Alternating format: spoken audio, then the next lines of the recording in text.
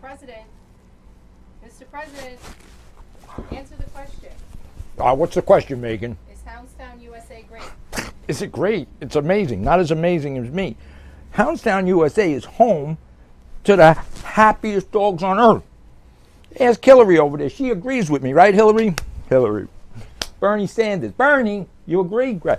Hounds Town, USA is building fences all over the United States to keep your dogs happy and secure. It's amazing. Not as amazing and not as great as me, but it is the home to the happiest dogs on earth. Amazing, amazing.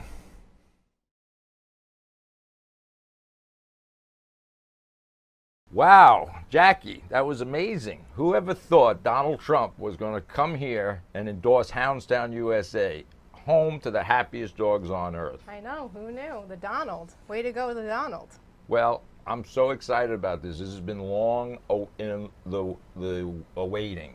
Our show, Hounds Town Television. We've done Hounds Town Radio, and now we're spreading our tentacles throughout the United States. So therefore, we thought it was a great idea to start Hounds Town Television. Yep, in a couple of minutes, I'm going to introduce our friend visiting here. Who wants to take a nap already? Who wants to take a nap. So I'm your host, Mike Gould. This is my lovely co-host, Jackie Bondanza. We are people used to tell me I got a great face for a radio. I don't know how this is going to go over on television, but we're excited to launch this new program. And Jackie's going to describe a little bit about what Hounds Town is, how we do it. Hounds Town is home to the happiest dogs on earth. We're a fully interactive pet care facility that does daycare, obviously, in a real pack environment. And as we do this show, the theme is always going to be dogs, and we're going to talk about what makes Hounds Town, USA different than all our competitors throughout the country.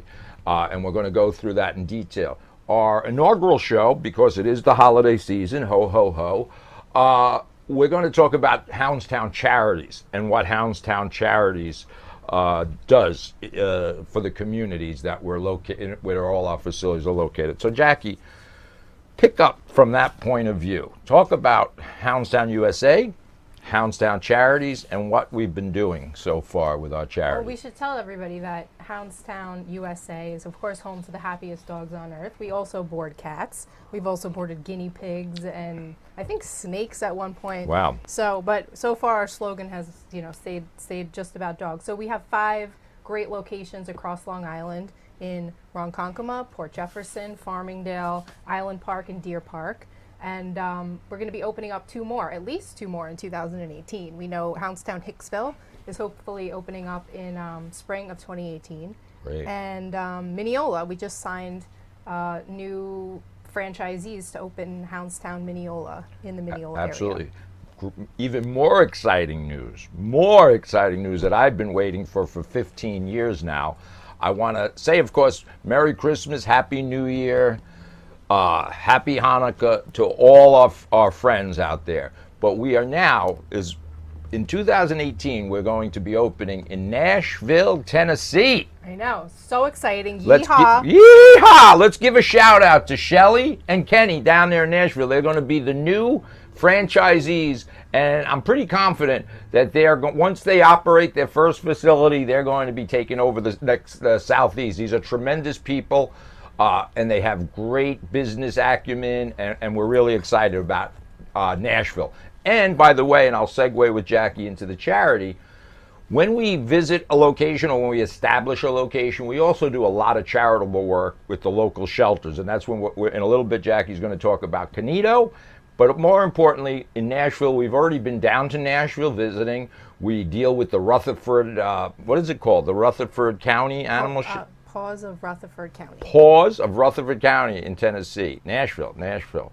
So we're excited about that. So excited about it. So let's talk about Canito and Hounds Town Charities for this premier holiday show that we're doing. Go ahead, take it away. We'll tell everybody first to find out more about Hounds Town. We do a lot of different things, not only interactive daycare, boarding, and all of our facilities have a full-service grooming salon.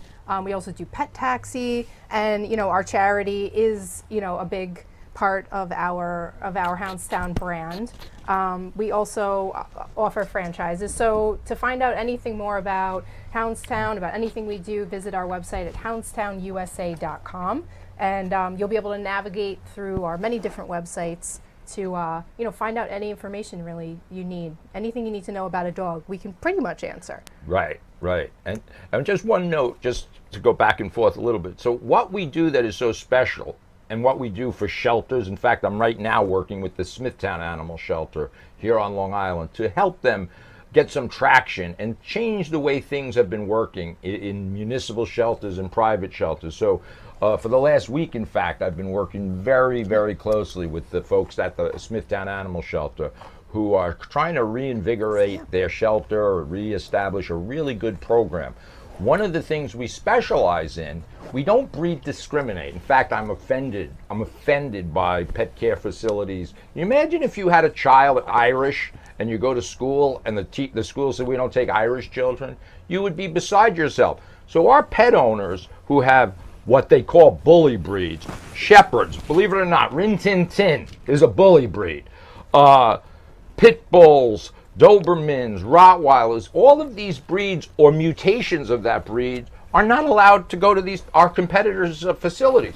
So with that said, and I don't bash my competitors, but how silly is it that they breed discriminate against dogs? So you'll see in our facilities, you'll see over the course of this program, you'll see dogs interacting with one another because that's what dogs do. They're pack animals. So we have a soft science of be able to do this, and that's what we're going to try to bring throughout the country is interactive daycare. Dogs are pack animals that are required by Mother Nature, not my idea, Mother Nature's. Fish swim, birds fly, and dogs interact in a pack environment. And the only thing that screws up that process is human beings. So at the root of all dog problems, and I can say this with all 100% certainty, at the root of all dog problems is humans. We've domesticated them for various reasons, some good, some selfish. We've taken them away from their natural pack. We brought them into our home. There's vacuum cleaners, crazy things, drama. Most people live dramatic lives. Dogs like Canito right here does not live in a dramatic environment. So we know how to do this very well. Since our inception, we've cared for over 600,000 dogs. Can you imagine, like McDonald's, they've served billions of, 600,000 dogs. It's a lot of dogs. That's a lot of dogs. So tell me, speaking of the charity, we have been working in Puerto Rico, right? We've been going down there for the last 2 or 3 years. We've been going to Puerto Rico because they have a dog problem down there. Right. Well, the Hounds Town Charities is the philanthropic entity of Hounds Town USA. Mm-hmm. You started it in 2011 with a couple of other people to really give back to the community, and it is an important element for all of our Hounds Town USA locations. So each location partners up with a rescue or their local municipal shelter to offer discounted boarding and doggy daycare rates. The socialization helps, I think, tremendously for dogs that are cooped up in a shelter. It provides them the opportunity to kind of like get out and get to know other dogs and interact with people. I think it helps make them more adoptable. Completely. So that's kind of the drive behind it. So Canito was part of, I guess, another program we had through the charity. Visiting other shelters throughout the country. Right. So we went down to this amazing rescue in Puerto Rico called El Faro de los Animales, and they are overrun with dogs in Puerto Rico for some reason. The spay and neuter is not very big down there, so the shelter works very hard to promote, the benefits of spaying and neutering. So yeah, we were doing a seminar, and I was walking down the kennel, floor, and this guy reached his little paw out to me, and that was kind of the end of it. Love at first sight. Love at first sight. It was love at first sight. Right. So I had to take him home. So he's now become kind of like our part of our family. Spokesperson. He has lox and bagels every morning, and he sleeps in bed. All the things that I, as an animal behaviorist, preach about, he violates. He's the anti. He's the antithesis of what we should be doing. However, he's adapted very well. So he jumps on the bed when we ask him to, and he goes to his bed when we tell him to. So that's where, as we talk in these programs, when we talk about animal behavior, there's a big distinction about to that. But the other point I want to make is, because people would say, well, there's enough dog problems on Long Island, why are we going to Puerto Rico? We are an equal opportunity. We provide assistance to equal opportunity. In other words, I don't get into the politics of it. The rescue world, and we'll talk about this regularly, is kind of toxic, right? Because of human beings make it toxic. So we stay out of the politics. We don't discriminate. If we can provide assistance in Puerto Rico, by the way, it's a nice place to visit. So, right. But we've been to Alaska. We've been all over the country, all over the world. And when we do this, people welcome us to teach seminars on how to manage dogs, because that's what we're really good at. All right, Canito looks like he wants his... leave. But He's done with this show. Here, Hang on one second. Okay. Okay. All right, so Canito had enough of us, and that was all he could tolerate. So Canito is a Puerto Rican dog who's really kind of amazing, and they have a very bad situation, for example, in Puerto Rico, and this is what drew us there. I like to see things, right? I don't like to read and hear about things. So there was something called Dead Dog Beach, and it's sad, and we don't like to talk about but things are changing in Puerto Rico. Then, of course, they had the hurricane. But so, there's this thing called Dead Dog Beach where there was no, as Jackie said, no spay or neutering. So dogs were just puppy litter after litter after litter, and people didn't want them. They threw them on the beach down there, and of course, it's a horrendous situation. So we said, I don't know if it's true or not true. Let's go down to Puerto Rico. And that's how we operate visually. I learn from seeing things. Mm-hmm. And we've been going back and forth there a couple of times a year. Right. And so that's just one of the things what that else do we Hounds do that's Town so damn Charities wonderful? Does. One of the other things we just launched this past fall, which I think made a tremendous impact, at least on our local community, was a program that we call Handcuffs to Healing. Handcuffs to Healing, like healing. Healing, like walking your dog on your left side. Wow, that's an incredible. Who thought of that? Oh, I don't know. I think you did. Oh, okay. So Handcuffs to Healing, the dog heals, right? And then the inmates or the people involved are healed spiritually. Yes. Oh, wow. Play on it's words. Incredible. Play on words. All right. So anyway, we took 6 dogs from our local municipal shelter, the Town of Brookhaven Animal Shelter. And you work along with our other assistant trainer Ashley to really choose the dogs that would be appropriate for this program, that were there kind of long term, that maybe had some minor behavioral problems, that could really use the opportunity to get out, to socialize, to learn some training, to make them more adoptable. So we partnered up with the Yaphank Correctional Facility. With Suffolk County Sheriff's Department, who are really open-minded. Suffolk County Sheriff's Department, they're on the cutting edge, progressive thinking, not stuck in the bureaucracy of no, no, no. Yes, yes, yes. Suffolk County Sheriff, good. Brookhaven Animal Shelter, good. We won't say whatever. Okay, I'll leave the bad out. Positive for, yeah. So it was a 6-week program where we took these 6 dogs and we paired them up with 6 inmates from the Yaphank Correctional Facility. All of them were very low risk inmates. They were actually really great guys, and it was I found it amazing to spend the 6-8 hours a week. Right, we look forward to it. That we did spend with them, because I think when we first started the program, I think the inmates were very skeptical. They kind of didn't want to be there. Mm-hmm. The dogs were a little afraid, but by the end of the first night, it was, I think, already transformational for both. The inmates started to smile and laugh, and they loosened up. So it was really mutually beneficial for both the dogs. For me and us, for me personally, it was a spiritual journey. It wasn't about training dogs, First of all, I don't even like the term inmates. They're human beings, and we have dogs. Dogs and human beings. We didn't judge them. I couldn't care less what they did, how they got there. They're there. And I could be there. Jackie could be there by just little mistakes in life. So these were incredible people, the inmates there. And so it was a spiritual journey for us. And the dogs is obviously a very important analogy, right? The dogs end up in the shelter for, not that they're bad dogs. There's no bad dogs at the shelter. They're misunderstood dogs.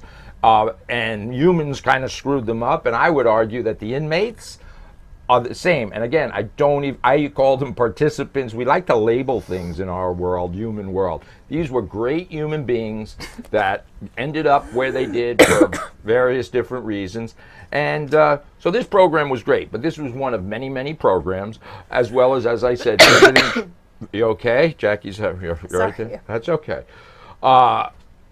So yeah, Handcuffs to Healing was really kind of an amazing thing. It was our first program, so we're doing a lot of innovative things. What else do you have to say for yourself there, Ms. Bondanza, if you can talk? Sorry. That's quite all right. It's getting cold or something. Maybe you should continue. Okay, Jackie is, I got to read my notes now. Jackie is having an episode. Read your script. Stick to the story. All right, so here's the point. So any of these things we talk about, if you go to houndstownusa.com, and look at the videos. We on our Facebook page, houndstownusa.com, Facebook, Houndstown USA. We have thousands of videos, hundreds of videos. So get a bottle of wine. If you have a problem going to sleep, this is a great time to watch this program. Sit down, watch, see how we interact with the dogs. We have a great holiday video we just did, right? How do people see that holiday video? I think it's really kind of fun. They can go to our website on houndstownusa.com and click on the news section, and they'll see it in the news section. Right. So at the source of all of this craziness that we do, and it is crazy, and we are over the top. We have fun with dogs. We're not crying. You know, sometimes I go to the municipal shelter, or shelters in general, run by really nice people, well-intentioned, but it's like so toxic. Everybody's crying and they're sad, and it shouldn't be that way. So we at Hounds Town Charities bring fun and energy into an otherwise depressing place. You know, it's kind of analogous to a children's hospital, right? You can't walk around with your shoulders hunched down and crying. You got to be positive and upbeat, and that's what we do to all the places we get involved with, whether it's public shelters, municipal shelters. So watch for that. And if anybody out there wants to help us, there's always a place in our charity. You might not be training dogs, you might be helping us administratively, but I think there's always volunteers are welcome. Of course, yeah. And you know, as we grow larger, and hopefully we'll be doing the Handcuffs to Healing program again in the spring. Right. We'll always need you know, we always need help, and we always need people to handle the dogs and to make donations, of course. Donations are huge, and I hate to be the pitch man. I hate asking for money. I really do. So Hounds Town Charity is funded 99% by me.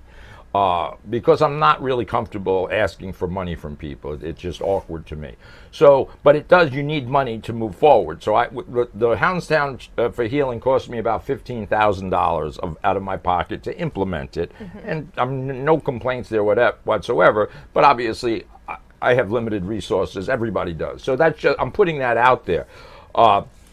Just because money always is helpful, and it's a wonderful charity. 100% will go. It's not, we don't have, it goes to helping dogs. Everything that we do or I do is always has the best interest of dogs, even if it's not popular. I go to shelters and I kind of, give my opinion, and sometimes my opinion is very pointed. And sometimes I criticize the volunteers. Sometimes I criticize the shelter directors. That's what I do. I don't pull punches, and I tell them what's good and what's bad about what they do. Something else we were going to do is have like different segments. What was that about? Aren't we going to have like a dog of the week or something? What are you laughing about? Yeah. So each week on the show, this is going to be a bi-monthly video bipolar video podcast. That too. Okay, By everything. So each show we're going to feature a dog of the week, and the incentive to that is to feature a dog either from our own charity, because we do have 3 dogs within our own charity that have been with us long term. We'll feature one of them, or we'll feature a dog from a local municipal shelter or a rescue. Right. And obviously the incentive is to help get the dog some exposure, help get them adopted, get them on TV. Right. We do have 2 dogs that are, we have 3 dogs that are with us, but we'll feature 2 of them this week, Spike and Diamond. Right. They have been with us for 5 years. They live at our Hounds Town Ronkonkoma location. They're very well taken care of and loved, but sometimes I think when we take dogs in, people kind of assume that they're safe and that they forget about them and they move on to the next thing, but these 2 dogs still need a loving home. They're a little bit older, which you know, can be great for people who Right. don't necessarily want a younger dog or to handle a puppy. So you can go to our charity website, houndstowncharities.org, and there are videos and photos of both of the dogs Right. on there. So Right. those are and our they two. do. Although they live a good life at Houndstown, I've learned a mistake of adopting dogs because, as Jackie said, when we adopt a dog, meaning we take full responsibility of it, people just forget about them. So that's just the nature of human beings. It's not bad because there's literally millions or thousands of dogs that need help. So obviously, when we adopt a dog into our program, they're not prioritized anymore. So what happens is they end up. So the dogs we have, they're living in our facility for the last 3 years, and that's not. It's, as Jackie said, it's great. My staff loves them. They get out, they interact, they wonder, but it doesn't replace the loving environment of a home. And we of course wish they got. Plus, homes. also, you know, we need the spots in order to be able to help other dogs. So we get approached all the time from local shelters asking us if we can help take you know, a dog that's been at their shelter for a long time. And we got to turn them down. We do that as part of our charity, but we unfortunately we can't board them because our place is full. So Right. the 3 dogs that we've had for a very long time, if we could get help kind of getting them out and finding Yeah. them a home, it would be Right. beneficial to not only them, but to Of course, the rest right, of the dogs right. that are in need. All So- right, very good. So houndstowncharities.org, but people could go to houndstownusa.com and Yes. everything's there. More than you've ever wanted to know about fully interactive daycare, boarding, grooming. We do things differently. My training is different.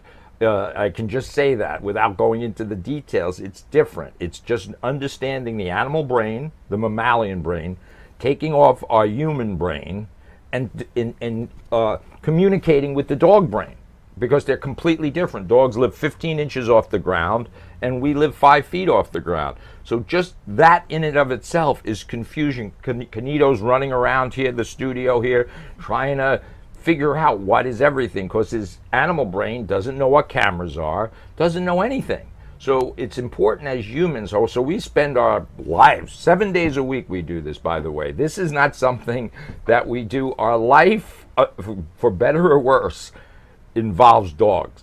365 days a year, we are in some way caring for live animals, or out of the country helping other people care for live animals. And that's what we enjoy doing. Certainly not a complaint. So some people like to go to museums when they visit another city. Jackie and I like to go to shelters, dog shelters. And we're not sad. We're positive and happy. We don't cry. We help. And that's an important point. Right. All right. Yes, What absolutely. else? How long is this show? I don't even know. How long have you been gabbing for? We don't. Yeah, even well, know. I have my 3rd cup of coffee. Right, yeah, Houndstown that's mug. a problem. Yeah. And then, so this next week, we're going to talk about franchise. Next episode, not next week, we're going to talk about franchising. Yep. We're going to So talk our about our next show will focus on franchising and what opening a Houndstown franchise looks like. Right. And I believe we actually have a clip from our franchisees, Lauren and Jimmy. They own Houndstown Island Park. They just recently opened in September. I think we have a clip of them. Any pet lovers look into opening up a Houndstown. It's a great franchise.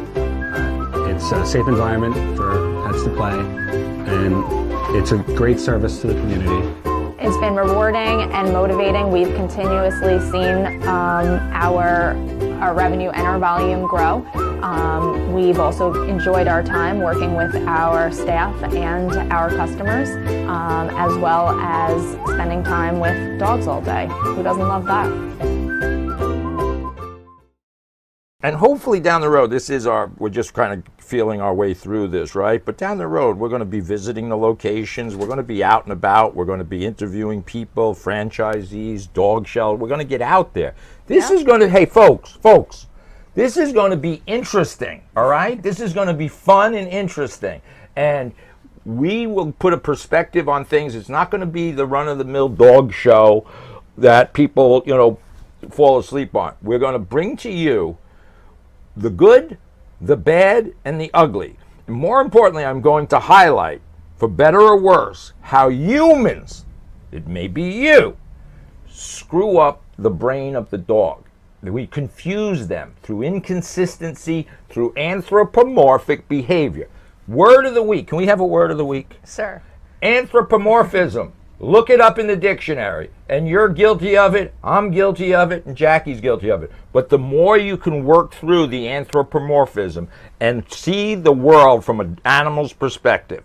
And on Long Island, we don't see nature anymore. So I'm just fascinated driving down Sunrise Highway and look at a flock of birds.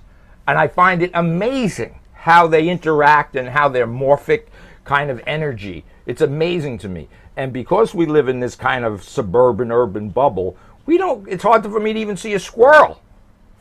So you must not have your glasses on, because I see them all over the place. Well, I can't see. What's my point? I don't know. Jackie's let me good try at and figuring. take your point home here. Please, she's good at this. Next word of the week is going to be over-caffeinated. But all right. I think that the point is that at Hounds Town, we allow dogs to be dogs by providing them with the most natural environment possible. Meaning, and this may sound counterintuitive, and it does to a lot of our customers. It's a good word for next week, counterintuitive. But go ahead. Meaning that we don't, it's minimal human interaction. We supervise the dogs, but it's amazing to see when you just allow them to play in a play group in their natural environment with no, toys or bones or couches or humans. They are allowed to be their true selves. Jackie could never be more on point. And let's just talk about Nashville. They read bedtime stories to dogs, and they charge you money. Who are you talking about? Well, our friends in Nashville came up and they said how they board their dogs at a facility. They charge for bedtime stories, absurd. Belly rubs, absurd. So we allow dogs, as Jackie said, hump, dump, and jump. All three things, hump, dump, and jump. We don't yell, they poop on the floor. Okay, that's what dogs do. They hump, we don't care as long as they've been, there's obviously all our dogs seriously are spayed or neutered. We can't, it's not a dating service we have there. Although it looks like it sometimes, even when they are spayed or neutered, there's a lot of shenanigans going on. We have private room, 4-hour stay, and in their 1-hour stay. But my point is, Jackie hit it. Dogs are dogs. Birds fly, fish swim, dogs play and interact. Dogs are immature wolves eternally. So if you have a 10-year-old dog, immature wolf. So we understand this and we allow it. Is there the possibility of scratches, cuts, little dog fights? Of course there is. If my kid plays football, there's a possibility. Jiu-jitsu is a better one, right? You watch this MMA stuff, people are beating the crap out of each other. At the end, they shake hands, there's some blood, but very rarely are there serious injuries. Not to say that that's what happens at doggy daycare, but it's to try to make people think what dogs do. They interact very roughly, they play bite, they have what we call a bite inhibition. We'll talk about that down the road. And they play, and so of course there might be a little nip here, a scratch here. They smell. If we have 50 dogs and it's raining out, there's no secret to this. The only way for dogs not to smell is if we isolate them and put them away, and then of course they won't smell. But you won't be getting the service. People want their dogs to play from 7 o'clock in the morning to 7 o'clock at night, and when they go home, mom and dad has a martini and the dog goes to sleep, and that's what people are paying for. The peripheral benefits of doggy daycare, interactive play. It's therapeutic psychologically and physically. If they have arthritis sometimes goes away or gets diminished. And they're socialized properly. All right, did I talk enough? I think so, yeah. Let's wrap this up. All right, let's wrap it up. I thought I was going to see okay, where's the directors? Are we good here? Well, we should wrap. Directors are sleeping. I put them to sleep. Shocker, this is only the first show, guys. If any benefit comes from this, I have the amazing ability to put people to sleep by the sound of my voice. So turn it on just around bedtime. Good night, everyone. Good afternoon. Go to sleep. All right, we'll see everybody next week. Don't forget to check us out at houndstownusa.com. Right. Bye, everyone.